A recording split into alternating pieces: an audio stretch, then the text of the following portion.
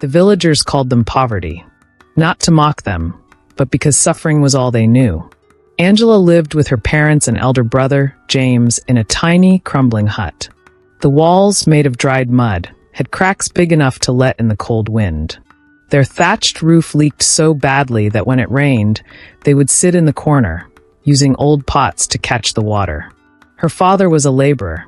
Every day, he carried heavy blocks on his head under the burning sun. His body ached, his hands were rough, but he kept going, because stopping meant no food. When it rained, he worked anyway, soaked and shivering.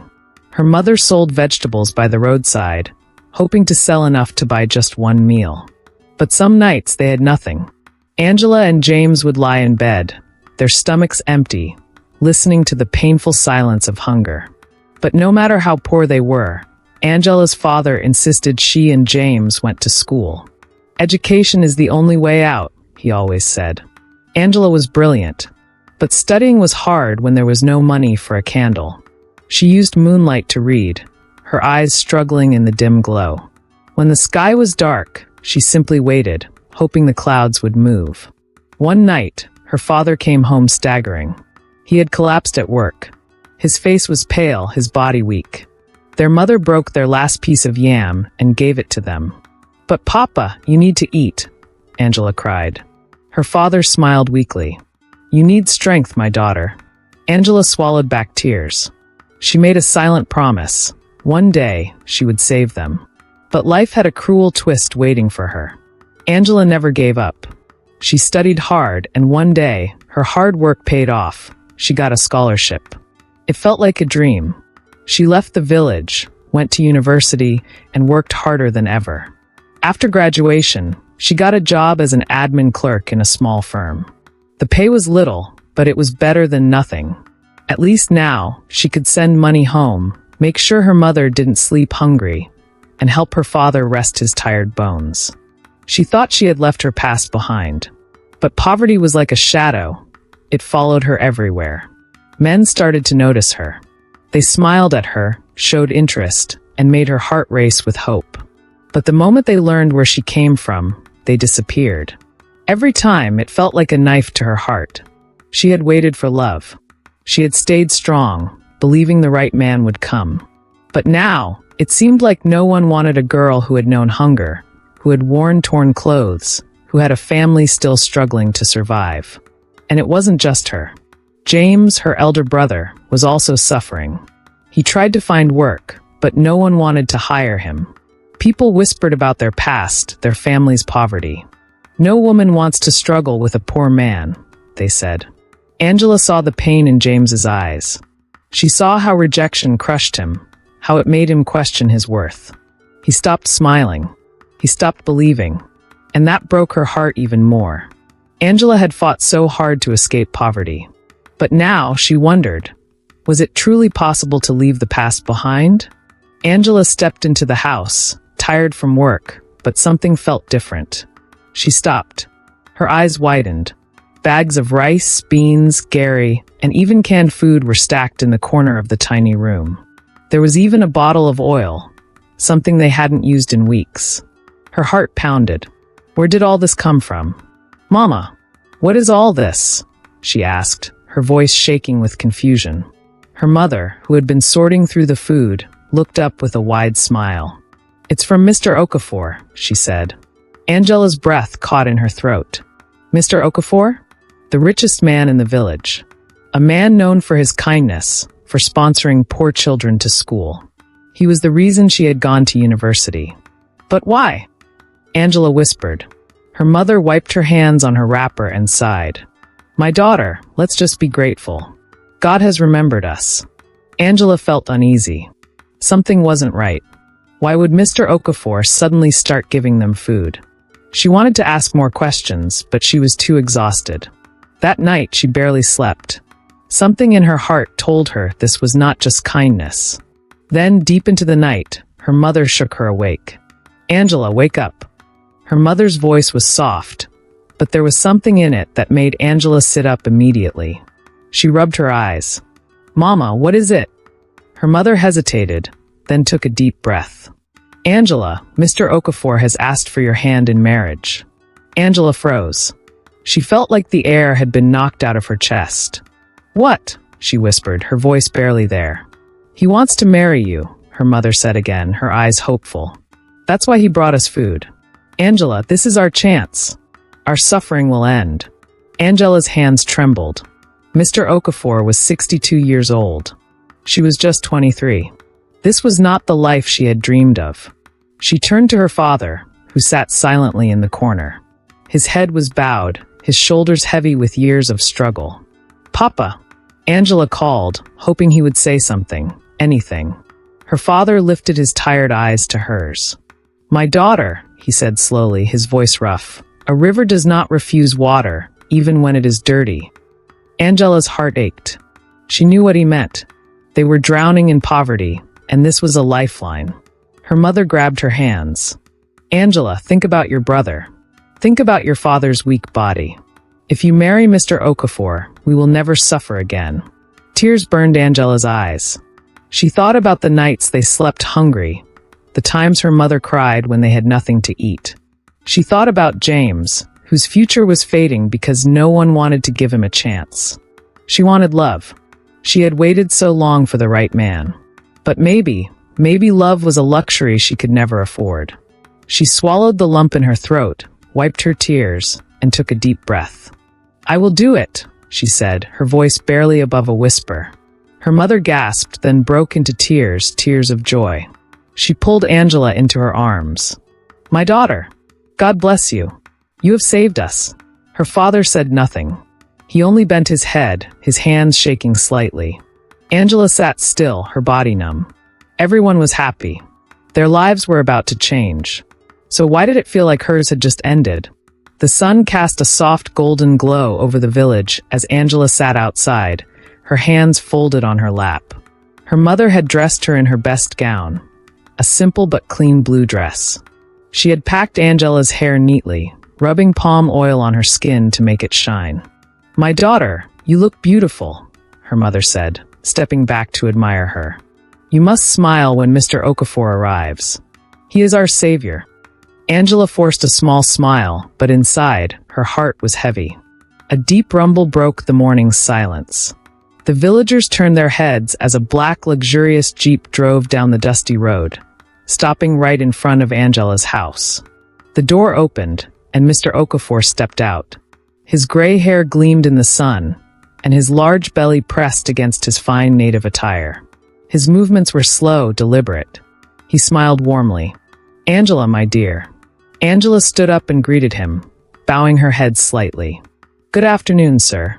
"Come, let us talk," he said, gesturing to the wooden bench beside her. She hesitated for a second before sitting down.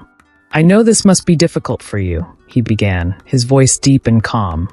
"You are a young, intelligent woman with dreams. But I want you to know I will take care of you." Angela looked up at him, searching his face.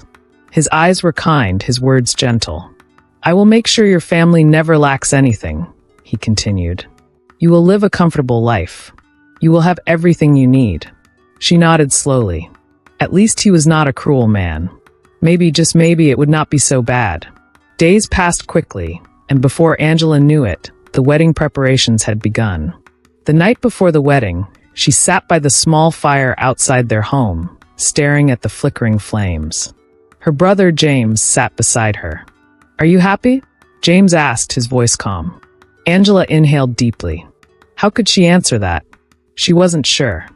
"I just want what's best for all of us," she said softly. James looked down. "I wish things were different." Angela reached for his hand and squeezed it gently. "Me too." The next morning, her mother dressed her in a white gown, second-hand but still beautiful. As she placed the veil over Angela's head, she noticed the sadness in her daughter's eyes. "Angela, my child," she said, taking her hands, "I know this is not what you dreamed of, but sometimes we must drink bitter medicine to cure sickness." Angela swallowed hard and nodded. The church was filled with people. Some whispered, some smiled, and others shook their heads. They had never seen a wedding like this, where a young, beautiful woman married a man old enough to be her father. The choir sang softly as Angela walked down the aisle, her steps slow, her heart pounding. She had imagined this moment all her life, walking toward the man she loved, a young, handsome groom waiting for her with eyes full of love. But now, she was walking toward a future she did not choose. Mr. Okafor stood at the altar, his hands clasped together, waiting. As she reached him, she lifted her eyes and met his. He smiled. The pastor began to speak, but Angela barely heard him. Her mind raced. Is this really my life? Is this really happening? Then it was time for her vows. Angela, do you take Mr. Okafor to be your lawfully wedded husband, to love and to cherish, till death do you part? Angela's lips trembled. The room blurred as tears filled her eyes. She had promised herself she wouldn't cry. But now, standing there, the weight of her decision crashed down on her. A single tear slipped down her cheek.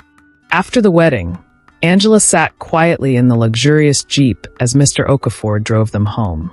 The journey felt long, the silence stretching between them. He tried to fill the gap with light conversations, speaking about how happy he was to finally have a wife to share his home with. But Angela barely responded. Her mind was clouded with thoughts, uncertainty still lingering in her heart. When the car finally slowed, her eyes widened in awe. Before her stood a grand mansion, its massive gates opening as though welcoming her into another world. Angela's heart pounded as she stepped out of the car. The mansion was breathtaking. Everything screamed wealth, power, and class. As they walked inside, Angela felt her breath hitch. The interior was even more stunning. Angela turned to Mr. Okafor, and for the first time, she felt a sense of relief. Maybe she hadn't made a mistake after all. Maybe marrying him was not as bad as she had feared. At least now, she could take care of her family. Her mother would no longer have to worry about food, and her father could rest his tired bones. She turned to Mr. Okafor with a small smile. "Your house is beautiful," she said softly. Mr. Okafor beamed. "It is our home now, Angela. You belong here." His words settled in her heart, and at that moment, she made a decision. She would try. She would love him and be a good wife. She would take care of him, just as he had promised to take care of her. He led her up the staircase to their bedroom, and Angela was once again amazed. The room was massive, with a king-sized bed dressed in silk sheets. Everything felt like a dream. "You should rest," Mr. Okafor said, placing a gentle hand on her shoulder. "I will freshen up." Angela nodded, suddenly exhausted. She took a warm bath, allowing the scented water to relax her tense muscles. Wrapping herself in a robe, she climbed into bed and stared at the ceiling. She had imagined her first night as a bride differently, but life had chosen a different path for her. Minutes passed, then hours. Yet, Mr. Okafor never came to bed. Her eyes fluttered open. The room was dark, silent, except for the ticking of the grand clock on the wall. She reached out, but the other side of the bed was empty. Her heart skipped. "Where is he?" She sat up, listening. Nothing. Her fingers trembled as she reached for the lamp, casting a dim glow over the luxurious room.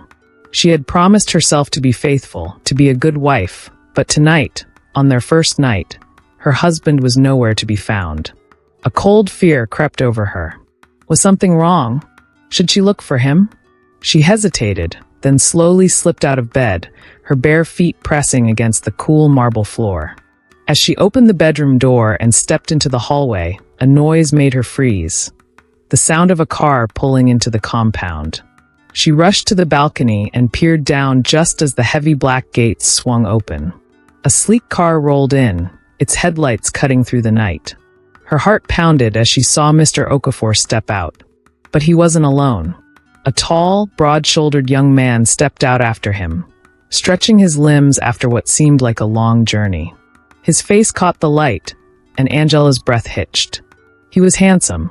Not just handsome, breathtaking. Exactly the picture of her ideal man. His lips curved into a soft smile as he spoke to his father. His voice was rich, soothing, almost like music. Angela's body stiffened. Who is he? Before she could stop herself, she was already rushing downstairs. Her heart pounded louder with every step. She reached the front door just as they approached. Her hands trembled as she opened it. The moment their eyes met, time seemed to stop. His gaze locked onto hers, and something electric passed between them. Angela felt a warmth spread through her chest. Her fingers tightened around the door handle. Her lips parted slightly, but no words came out. Then he smiled. A slow, knowing smile. Her stomach flipped. "No, Angela. No." She scolded herself. She was a married woman now. But in that moment, standing in front of this mysterious stranger, she had never felt so alive. Mr. Okafor's voice snapped her out of her thoughts. "Angela, meet my son, Daniel. He just returned from the UK."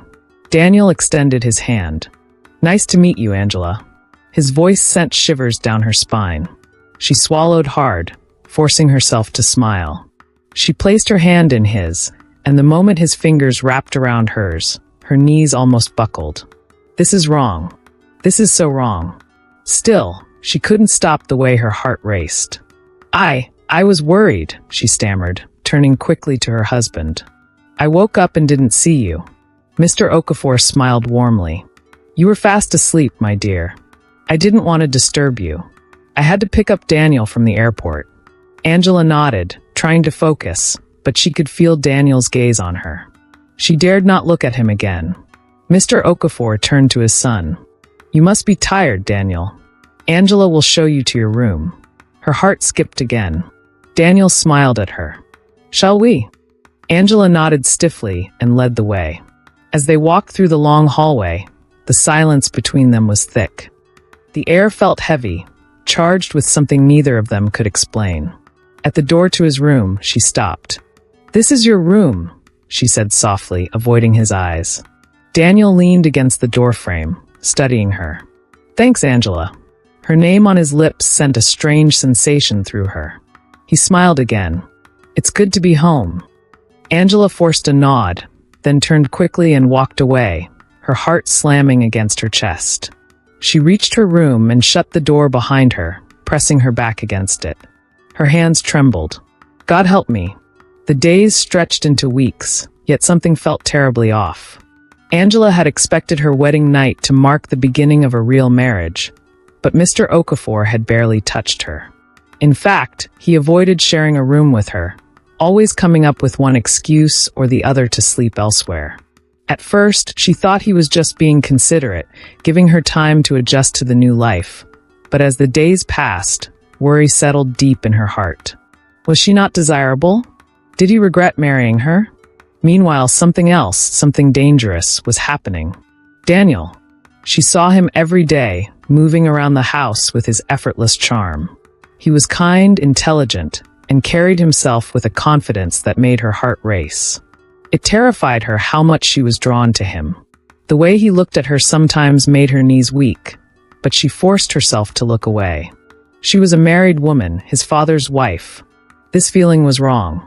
She had made a promise to herself, to her family, and to God. And yet, each moment spent around Daniel made it harder to resist. One morning, after Daniel had fully settled into the house, he told his father about his plans to start a business. Mr. Okafor, pleased with his son's ambition, suggested that Angela accompany him since she had studied business administration.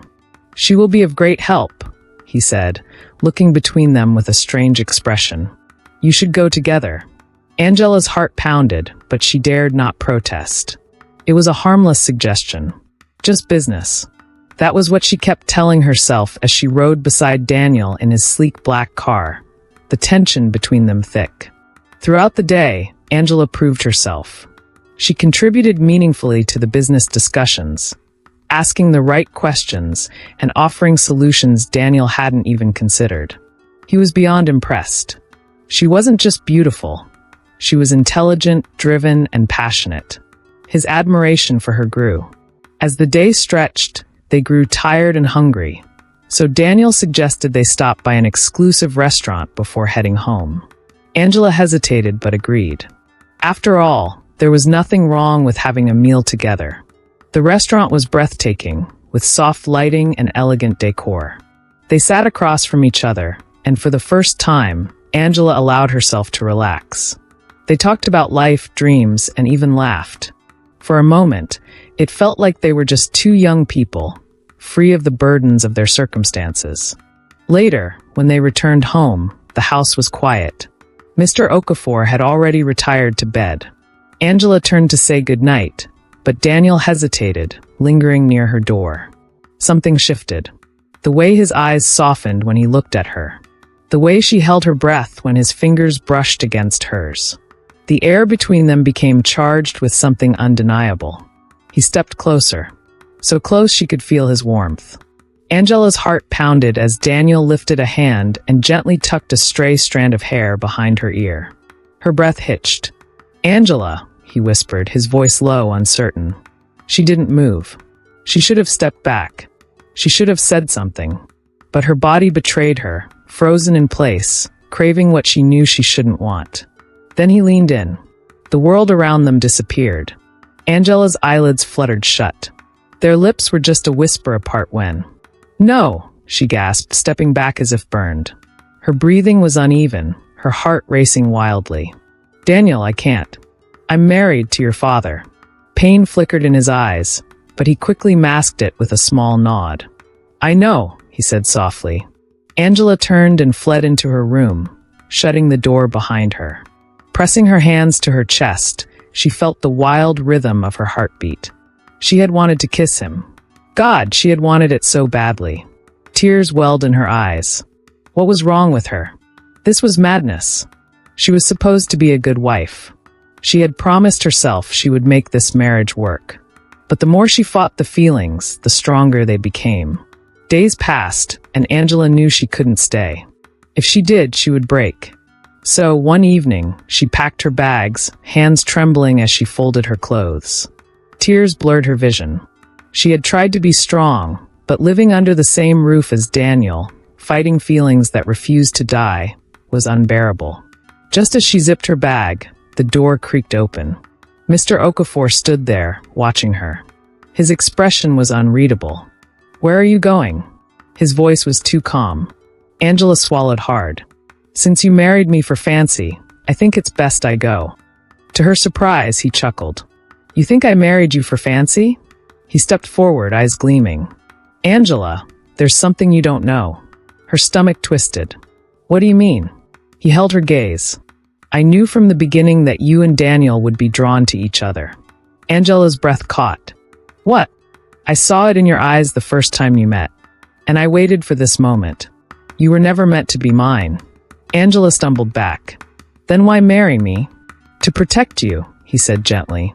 "To bring you here, to give you a better life, and to bring you and Daniel together the right way." Her world spun. "So you planned this?"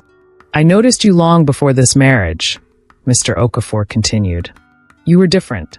Strong. Determined. The company you worked for? I own it. I wanted to be sure you weren't after wealth, so I watched. And when I knew you were the kind of woman Daniel needed, I acted." Angela turned to Daniel, searching his face. "Did you know?" Daniel hesitated, then shook his head. "Not at first. My father told me after I returned. But by then, I had already fallen for you." Her heart pounded. "I loved you, Angela," Daniel whispered. "Not because of my father's plans. Because of who you are. Every conversation, every glance, it was real. Tell me you didn't feel it too." Angela's chest ached. She had felt it. She had fought it. Denied it. But it had always been there. Mr. Okafor's voice softened. "I know this wasn't fair. But the heart, like fire, when kindled right, burns with a flame no storm can put out." Tears welled in Angela's eyes. She looked at Daniel, at the raw sincerity in his gaze. Slowly, he reached for her hand. "Please," he whispered, "choose me." A single tear slipped down her cheek. And then she did. She took his hand. Relief flooded Daniel's face before he pulled her into his arms. The world melted away. Only their beating hearts remained. Mr. Okafor chuckled. "That's more like it." Angela pulled back slightly. "But what about you?" He smiled. "I gained something far greater. A son who found true love and a daughter who will always have a place in my heart." Angela let out a tearful laugh. For the first time, she felt whole. Daniel cupped her face. "No more running?" She shook her head. "No more running. And as his lips met hers in a kiss filled with love and longing, she knew this was where she was meant to be. Mr. Okafor watched them with a knowing smile. A river that knows its path will always find the ocean, and love, when true, will always find its way home.